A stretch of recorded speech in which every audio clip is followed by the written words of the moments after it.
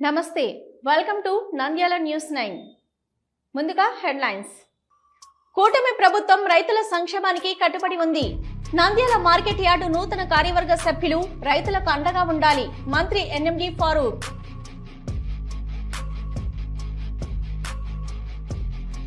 Nandyal municipal commissioner గా శేషన్న బాధ్యతలు స్వీకరించారు బదిలీపై వెళ్తున్న కమిషనర్ నిరంజన్ రెడ్డి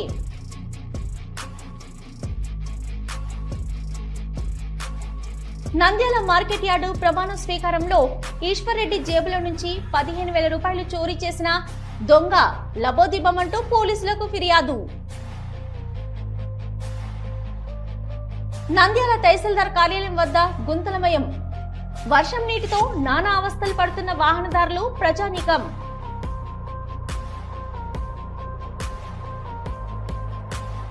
నంద్యాలలో వైఎస్ఆర్సీపీలోని ఓటు బ్యాంకు కాంగ్రెస్ పార్టీదే వెనక్కి తెచ్చుకోవాలి పిసిసి అధ్యక్షురాలు వైఎస్ షర్మిల.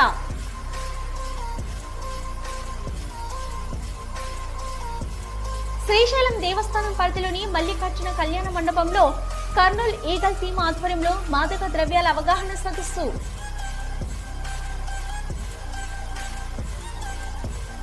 నంద్యాల మార్కెట్ యార్డులో నూతన కార్యవర్గ ప్రమాణ స్వీకారం. డైరెక్టర్ గా ప్రమాణ స్వీకారం చేసిన విజయ్ గౌరి.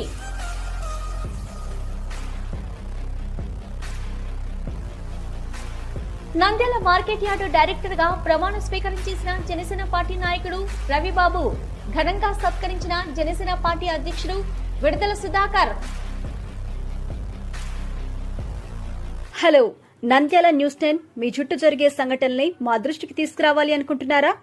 అయితే ఇంకా ఆలస్యం ఎందుకు? మా వాట్సాప్ నెంబర్ 9849700865కి సమాచారాన్ని ఎప్పటికప్పుడు పంపించండి. మా నంద్యాల న్యూస్ 10 ద్వారా మీ సమస్య పరిష్కరించుకోవడానికి ముందడుగు వేయండి.